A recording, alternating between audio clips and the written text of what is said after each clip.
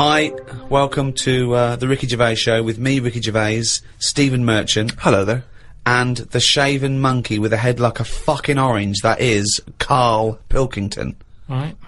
Well, this is a special edition, a giveaway podcast, that people who came to see my show Fame in London got, put on their seat, gratis.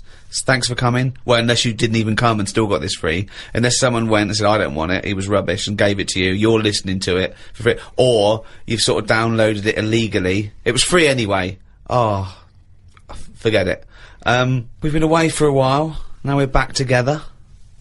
The old team. The old team back together, in a little room, in central London. Karl, looking back on the year, what's happened? I remember last year the most memorable thing that happened was you saw a grub eating a biscuit. So, that was a highlight. I made it into his diary. Yeah. So, what's the big thing of this year? What's the big thing so far of 2007 that, if I say 2007, you'll go, oh yeah, that was the year that... You know, in 10 years' time... years to come, yeah, I'll go, remember 2007? You go, of course I do. It was the year that... I haven't really been following what's going on because of other like personal. Well, yeah. issues. What's the big? Okay, what's the big thing? My boiler's playing up still. Sick of it. Your what? My boiler. Your boiler? The boiler that eats the water up and stuff. Which it doesn't. You know what I do in that situation? I'd instantly get a repairman out to sort it out. Done that twice. It was 80 quid for him just to say, it looks like you need a new one. Why did you get a new one then? Call out. Because then you wondered, are you meant to believe him or is he out to sort of... Well, he's the expert. Yeah, but is he? It's like you're meant to get a second opinion, aren't you? Like. So that was the first time then. So what was the second time? Who came out the second time? Same fella. And what did he say? Well, I thought you were going to get a second opinion. I know, yeah, but and I also called up the company and they just sent him again because it. Well, call a different company. What was his second opinion? 80 quid. I undercharged you. It's 150. No, because they must look in the book and sort of go, oh, you know, Harry went round there or whatever, and they must think, well, he went there last time, so he knows the situation. Yeah.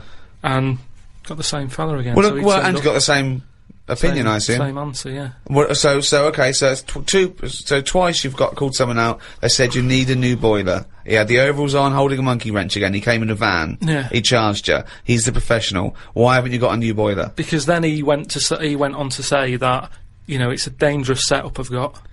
It shouldn't be set up the way it is. It's dangerous. Something about gas leaking out of it. He said, you don't sleep close to this, do you? And it's like, well, the bedroom's there. It's not a big flat. You've seen it, Steve. Yeah.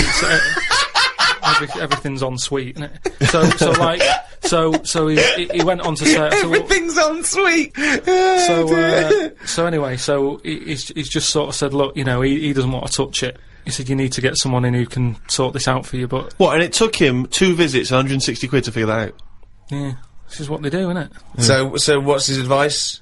He just said, you know, there are people out there who will touch it if you pay the right money. Well, okay, so you're going to get an expert in who does this thing and sorts it out, so... Well, no, I called up my dad. Oh, yeah. He always knows someone who can sort stuff out. And he said, one of your cousins is a boiler man. And, yeah, they're coming round, but I've never met them. And it turns out that person, because like the whole family, you know, I'm not into sort of keeping in touch with people. Sure. I haven't spoke to my brother for, like, I don't know, 12 years, and sister about 15 years and that. So, the idea of this cousin, I mean, he might as well not have said he's my cousin, because I'm not going to know him anyway. I mean, that last fella, Harry, might as well have been related. So they're going to turn up, and now it turns out that because they haven't seen the rest of the family, they're going to, like, use this as a reunion. Oh. What, so they're all going to come round whilst... They're all coming round. Whilst he fixes the boiler? Yeah. And I hate it. I hate family things anyway. So they're going to come round and just look at you? Well, yeah, apart from the one who's fixing it, he'll be fixing it, and the others will just be sat around, sort of going, so, how have you been? It's like, well, where do you start? I haven't seen... seriously, I mean, they are strangers. When they buzz, I could be letting anyone in. Buzz the door. And so you're going to entertain them all in your flat? Well, I said to my dad that I might just say that I've got to go to a meeting, let them in, and then shoot off. I love that. So now they're strangers that you're letting in your flat and you're not even being there. That's the best thing. That's the security. Now, Karl says he remember this year for his boiler being a bit of a pain. But now everyone knows over the past sort of like few years, my big pet project hasn't been my own career, it's been get Karl famous. Yeah. I want people to recognise him in the street, come up to him and say, "You bald-headed mank twat." Make his luck. Well, let me tell you now, Rick, I've been out and about, and a lot of people have said to me, they've come up to me and said, "It has Karl Pilkington got a head like a fucking orange?" Well, and I've had to instantly confirm the answer to be yes. Well, I'm in America quite a bit, and it doesn't matter when I'm talking to David Bowie, The Simpsons, all these people on 24, all these people who have got these amazing careers and lives say, "Is Karl Pilkington really like that?" I say, yes. He's not 2 short planks, he's 3 or 4 fucking short Thick fucking planks. Thick but short, short but thick fucking planks. lumps of thickness. But he's had a call. He had a call recently from a film company asking him if he's got any ideas for movies. Now, how desperate, in what dire straits must the British film industry be that they're going, well, They're turning to Karl, yeah, we need Karl Pilkington. We have hit rock bottom.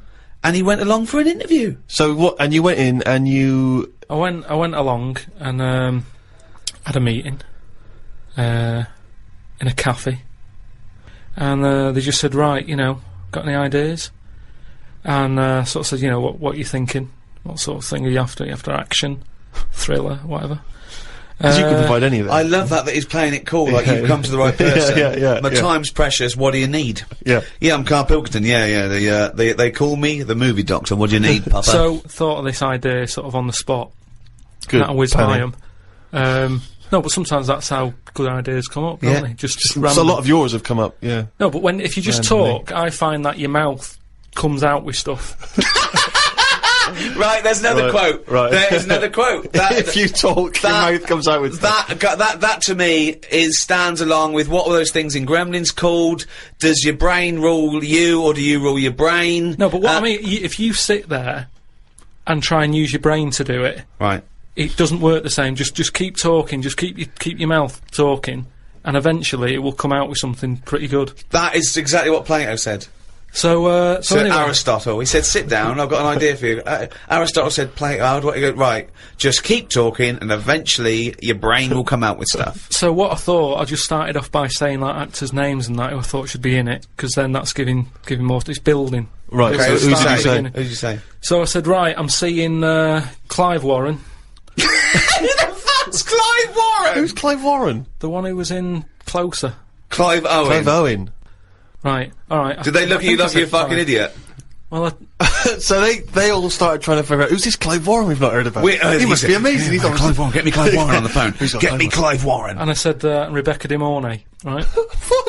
Oh, where did that come She from? hasn't been in a film for 15 years, has she? Clive Warren and Rebecca De Mornay. I love this. They thought he was a genius. They thought he was an absolute nugget. Like, we've never thought of putting Clive Warren with Rebecca De Mornay. But hang on a minute, you could have any film star. This is your fantasy casting, and you choose a bloke that doesn't exist and a woman who hasn't been on TV or in a film for 10 years. Oh, God. Why didn't you choose someone who existed? J-Lo or someone who's a big star? Oh, God. Clive De Mornay. Clive Warren. Oh, God. Oh, So God. anyway, so they were going, yeah, and what happens is, they're going out, and together and that. Yeah, Clive Warren and Rebecca Yeah. De Mornay. I said, it's one of them where it starts off, and the people, you're seeing into their lives from, Yeah. like, the morning. Yeah. So it's like a nice sunny day. Yeah. Radio's on.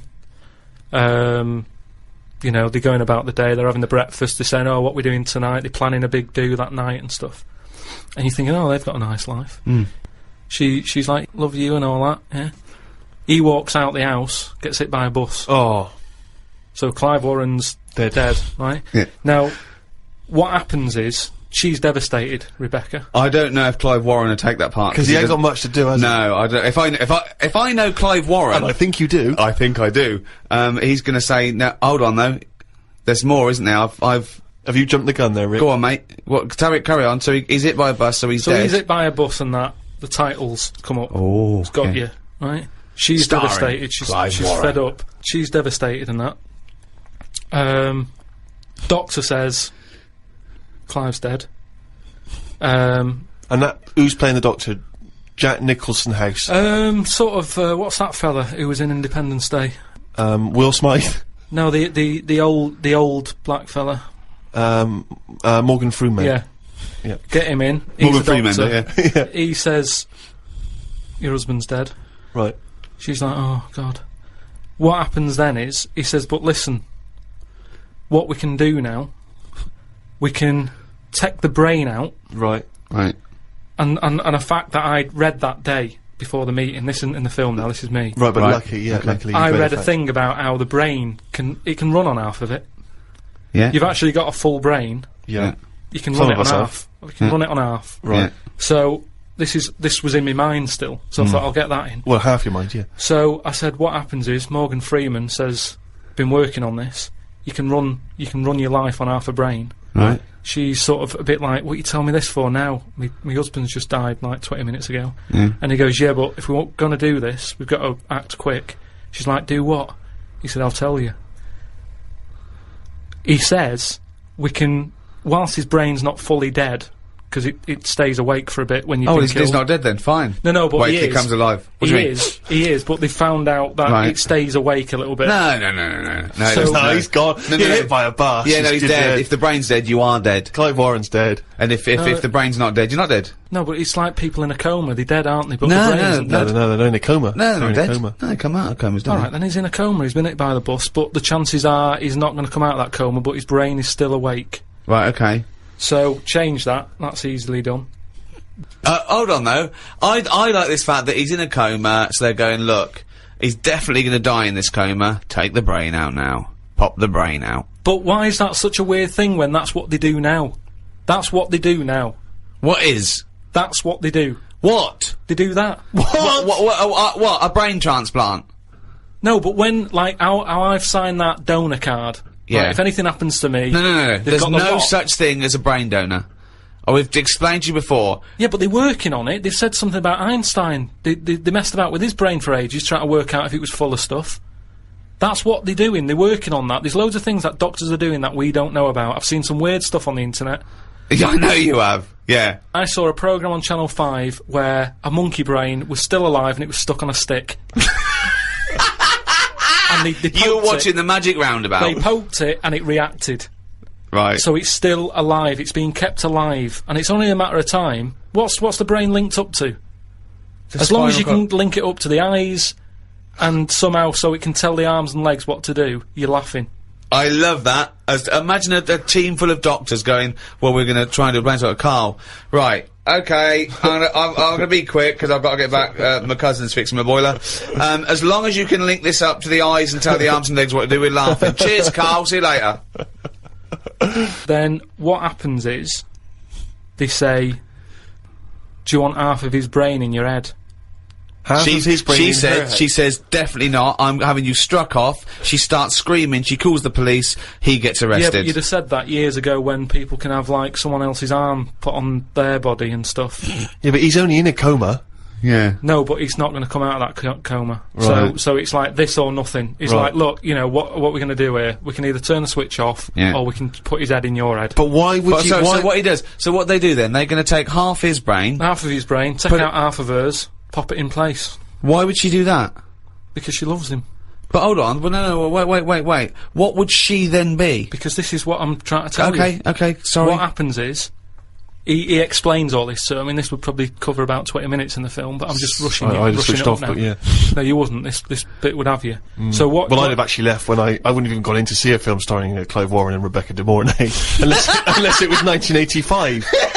so the thing is, she's the same as you. She says the same thing. She goes, "Why would I do that, Doctor?" And he goes, "Well, what will happen is, he's gone, but you'll have his thoughts. So in the morning when you say, oh, I don't know what to have, will I have cornflakes?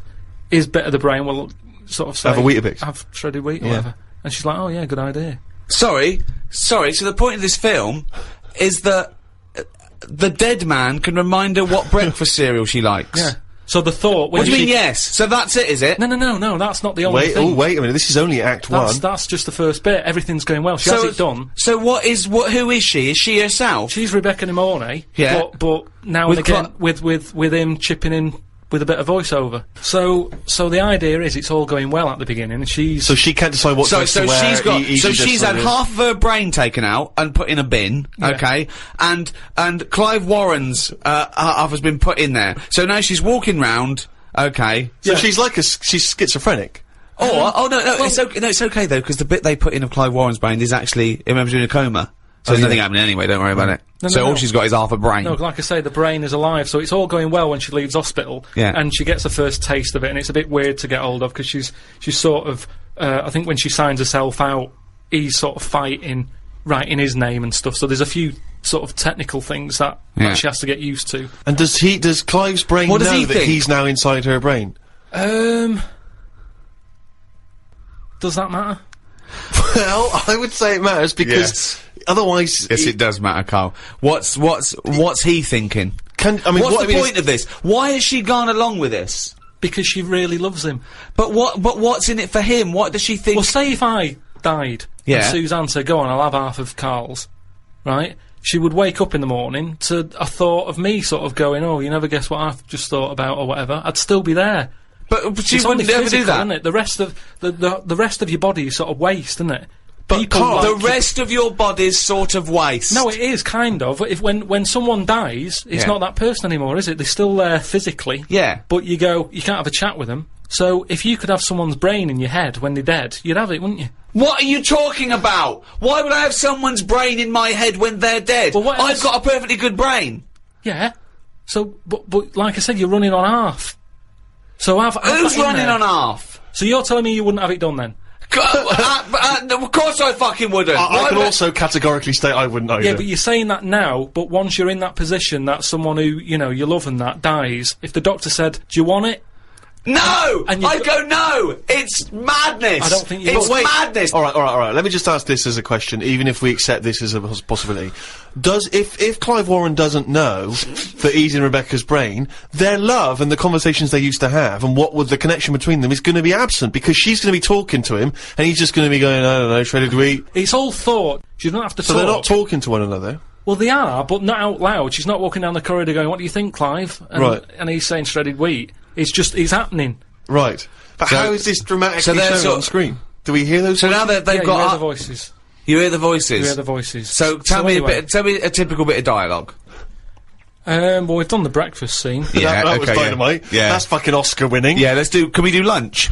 There may be, like, at the funeral, because even though the brain's still alive, they still have the funeral, and you can have, like, a funny bit where they stood around the grave, and, like, there's some relation there who he doesn't like, and she can start laughing, and the family are looking at her going, why is she laughing? Yeah. And she's sort of laughing, and he's saying something a bit rude, going, look at her head. Do you know what I mean? Yeah. Looks like stuff on the family. Yeah. Little cameo for you.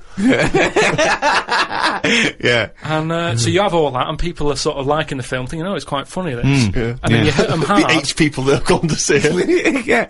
Rebecca De Mornay and her family. Yeah. Clive Warren's 3 mates. Alright, Clive. I didn't know you were a film star. No, I was in a garage yesterday. Yeah, I was fixing boilers. Anyway, this is where you get them. It's the most ludicrous idea for film I've ever heard. It's the maddest. Honestly, it really is the ramblings of a mental case. I have to say though, I am hooked now. I want to know what's going to happen next in the story. Oh Christ! Remember, I was making all this up. It's not based on a true story then. Imagine if he said that in a meeting. Remember, I'm making all this up, and they go, "All right, okay." I thought. So the meeting's still going on. They haven't left at this point. No, they were sort of going, "Oh right, yeah." But what annoying? Check please. That's the annoying thing. It was like, I just wondered whether this is what they do just so they can have a cake every day at 4 o'clock, because it was odd. I can't imagine Spielberg sort of nipping down to Costa Coffee to discuss E.T. So I said, right, so this is where you get them. You've got everyone laughing, and that's what it's all about with a film, innit? It's emotions, messing with people's emotions and that. Yeah. So they like that. They were like, yeah, it is, yeah. Yeah. Thought, and there you go again. That's new outlook to filmmaking. That's me mouth coming out with stuff that even I didn't know I knew. Yeah. So then I said, right, then what happens is, she hears the voice go, Leslie, where are you? Something. Right. her name's not Leslie. No. No. So she's thinking, who's Leslie? Yeah. So in her mind, she's going, who's Leslie? He's going, oh, So he's thought, hang on, I've let something slip. I've here. let something slip. So she's going, answer me. Oh. He goes quiet on her. Oh! So He was having an affair. this is the thing. So she's trying to hunt down Leslie. Leslie. And he's got to stop her thinking it. Then what happens is, I mean, you know. Where your ex? So he's got to hunt down Leslie. So she's got to hunt down Leslie. Right. And that can fill about half an hour again. I'm not I love quite the sure. fact that you're doing how far you've got through the film. Yeah. You've got to fill up 2 hours, right? One more idea, we call it half hour, that's the end of the film. See you later, starring Clive Warren. So Nice to see Rebecca De Mornay again, wasn't it? Yeah.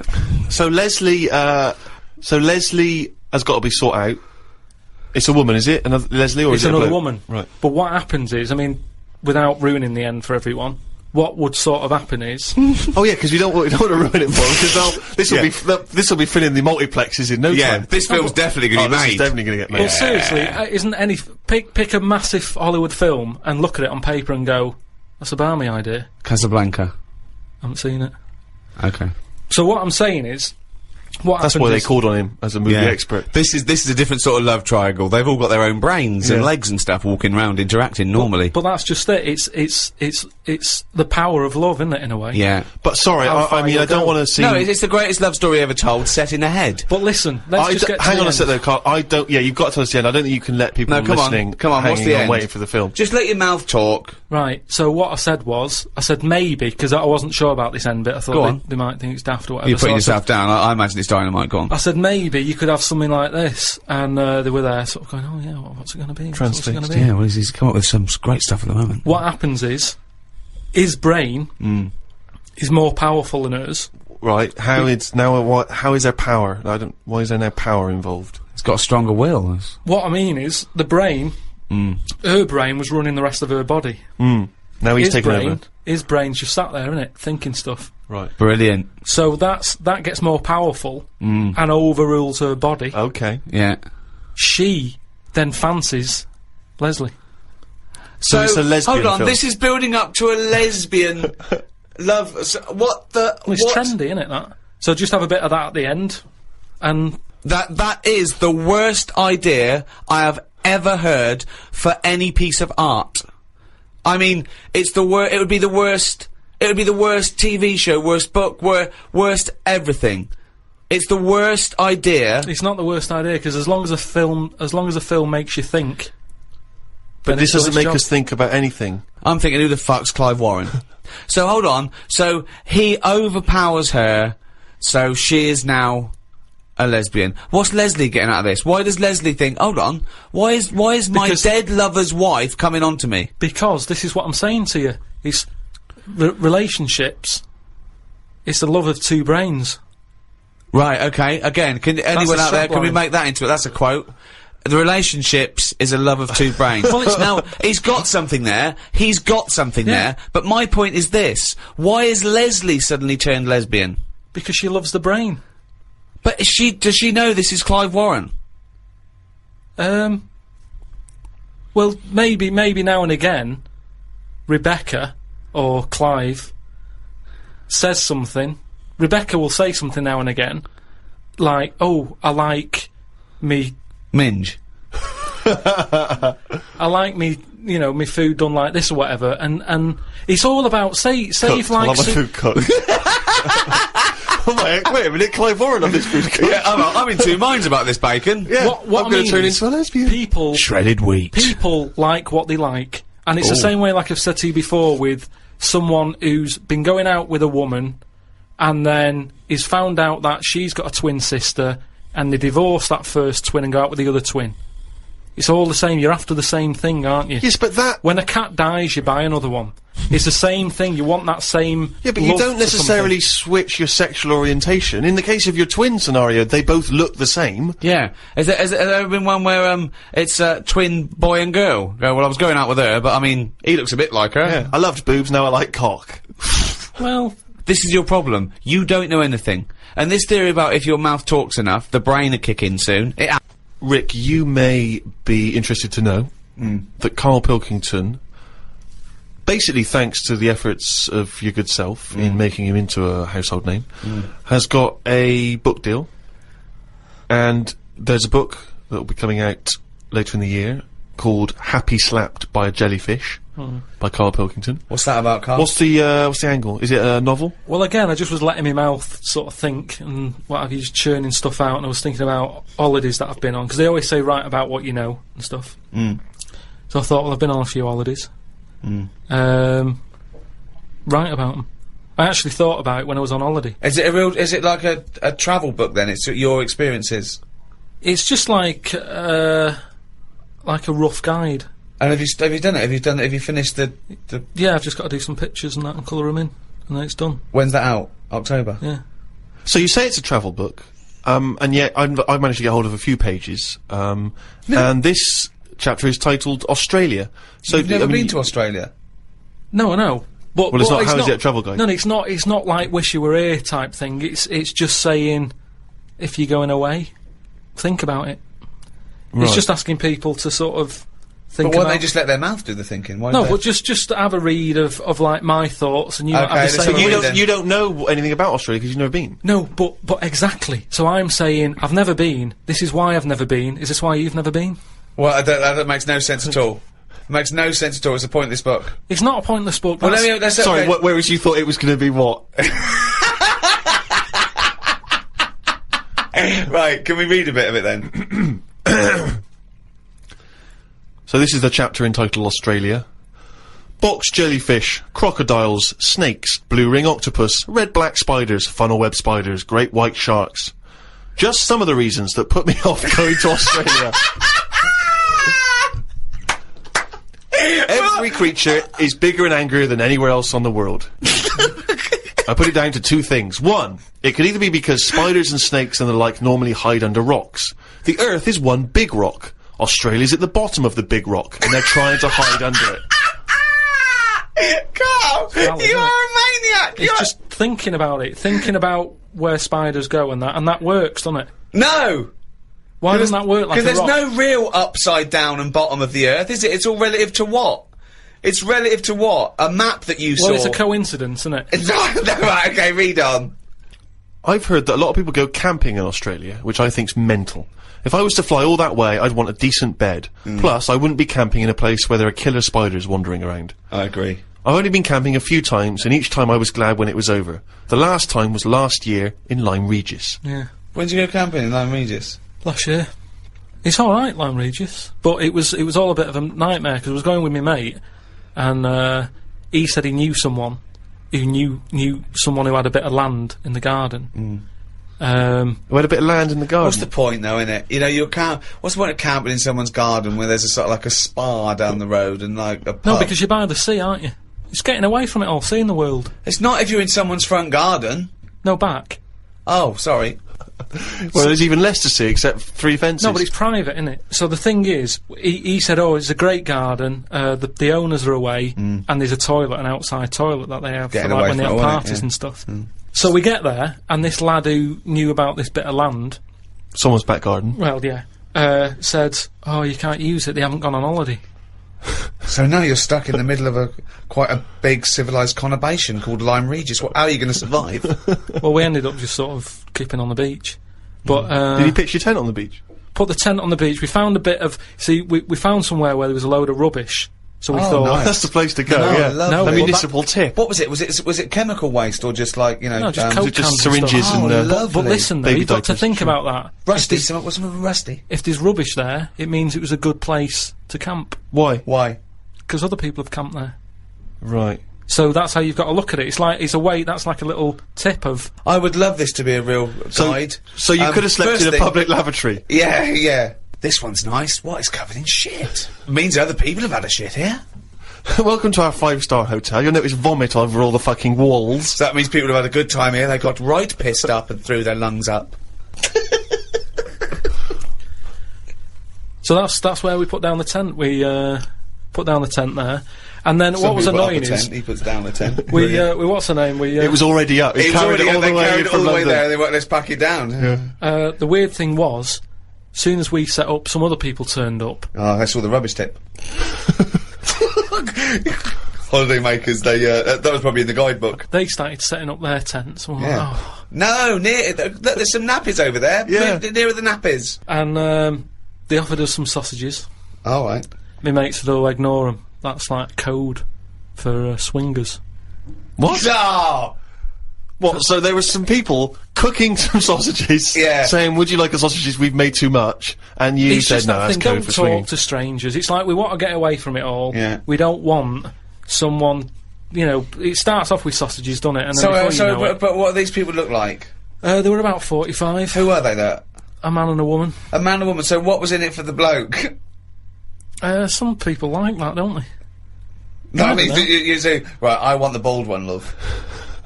If it's like wife swapping, should one of you be a wife?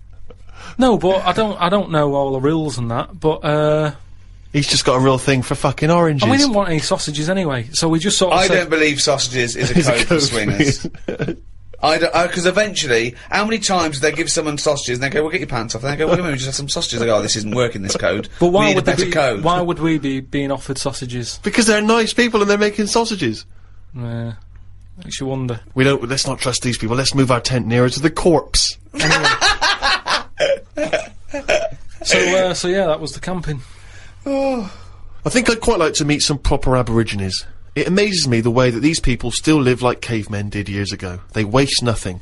They have a use for everything. I saw some pictures in the paper about some tribe somewhere who chucked their spears at a helicopter that tried to land close to them. If the tribe got annoyed with you, they would let you know that they were annoyed by shaking their knob at you. That's what they do. Oh God! See, that's like a proper guide thing. Just in case you ever meet one, they start doing that. Karl just ends that chapter by saying, "I don't know what the women do if they get annoyed." Oh God! Oh God! Within this new Karl book, of course, there are extracts from his famous diary. This is... You've actually been to Madeira, have you? Yeah. Okay, so this is a bit more of a factually accurate, informative chapter on Madeira. September 30th. Going away with Suzanne's mum and dad. We're meeting them at Madeira Airport as they're flying in from Manchester. The plane was full and I had a headache. There was a baby sat behind us that was crying its eyes out for the whole flight. Oh. The mother of it said it was upset because its ears were hurting. So were mine.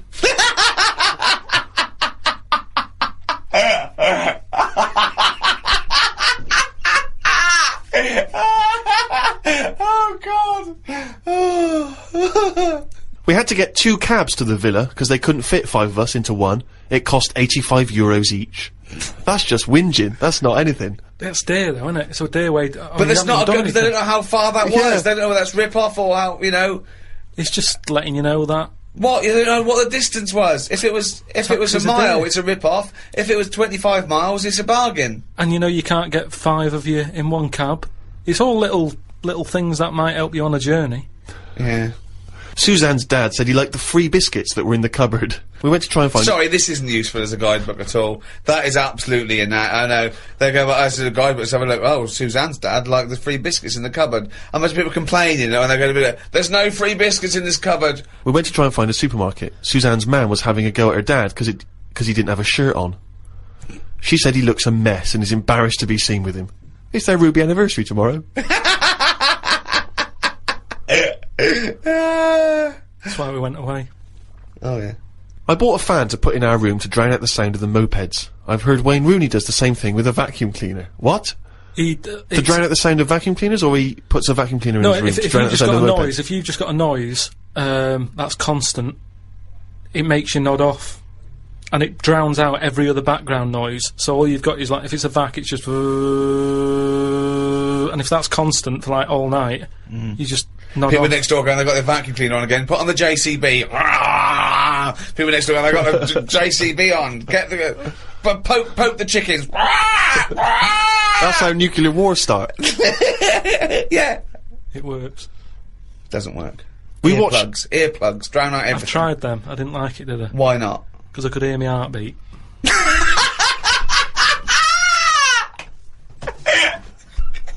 Oh, you're such a strange little creature. Oh. We watched Jerry Maguire in Spanish. Suzanne wanted to go to bed, but I just said I wanted to hear the "show me the money" line in Spanish to see if it's as catchy. It wasn't.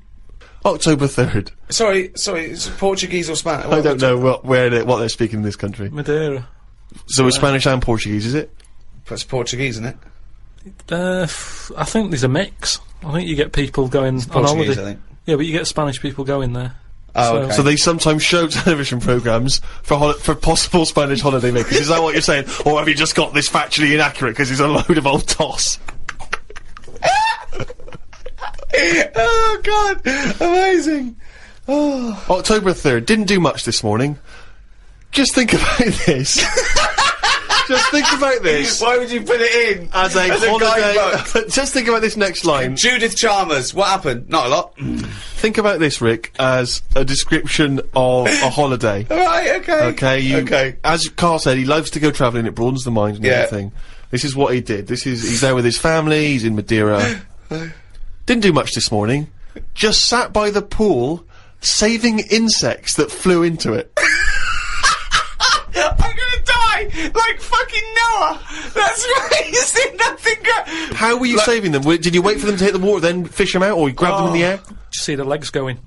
Oh, God. Stuck my finger on the top. They grabbed on, lifted it off. And what, when it, like some sort of insect lifeguard, you'd see someone landing, and you'd go, right, that's me, dun, dun, dun, dun, dun, dun, dun, dun, and you'd go in there. But it's hard to turn sort of a blind eye to stuff like that, because you know that's something, you know, you're witnessing death. And if you can save something, you do, don't you? You do your bit.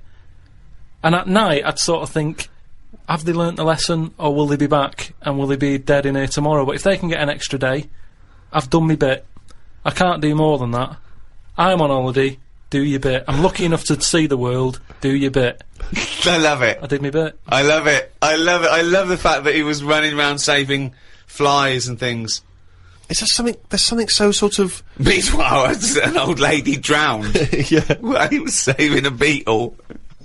There's something so kind of, I don't know, desperately existential about your diary. That's what's so extraordinary about it. As he says, I just sat by the pool saving insects that flew into it. It was full of death. It's just so. God. It's so depressing. Right. We walked round the shops. Suzanne's dad bought 2 packets of the biscuits he'd like to take back home with him. Suzanne's mam bought a tin of corned beef. It was a bit of a boring day today. Jesus. There was a dead bird out the back. Oh, no. Where were you, Karl? Suzanne's dad said it looked like it had flown into a wall and killed itself. No, I think it caught a few insects, but they were covered in chlorine, so it poisoned it. Loads of ants were eating it. Oh, God. I dug a hole under a tree and buried it. The ants were still all hanging around the scene of the death, ages after the burial. Suzanne's dad said I should have left the bird for the ants to eat because I was messing up the food chain. I felt bad, so I gave the ants some breadcrumbs. This is weird. This is just so dark. This is really weird. It's good bread out there, though, isn't it? I should have put that. We have to eat all the food we've got because we're going home tomorrow. Suzanne's mam cut her finger opening the corned beef tin and fainted.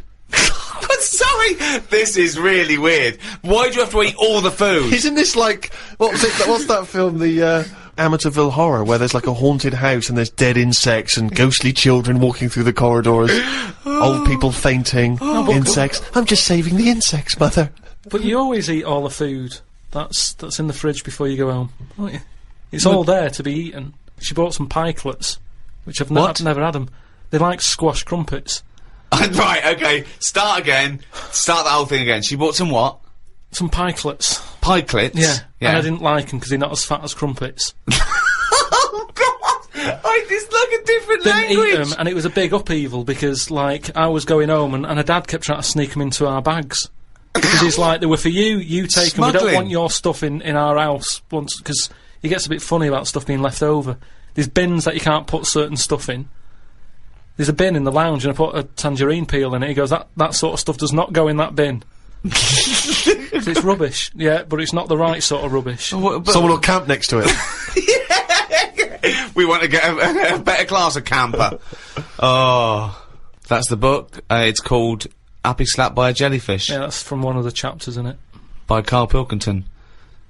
Get that soon. Particularly if you're thinking of visiting Madeira or Australia.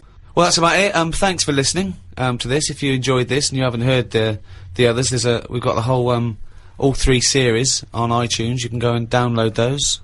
The Ricky Gervais Show, is that what it's called? It's called The Ricky Gervais Show, yeah. Karl's also made a programme for me, Steve, on my Fame DVD, out in November. It's called Fame, so I thought of a little title, Fame, I'm Gonna Live Forever. Remember that guy we met who's gonna live forever? Oh, yeah. Called Howard? Yeah. That was a meeting of minds, and it's Karl meeting Howard, and it's Got on with him. It's really good, isn't it? It's really good, and he really gets on with him. And we're probably going to do a new series of the podcast maybe next year. What do you think, Karl? If you're not too busy making this film with Clive Warren? We'll see how it goes. Don't plan anything. Yeah, just check out rickygervais.com. I am Ricky Gervais, with me, Stephen Merchant. Goodbye. And Karl. Right.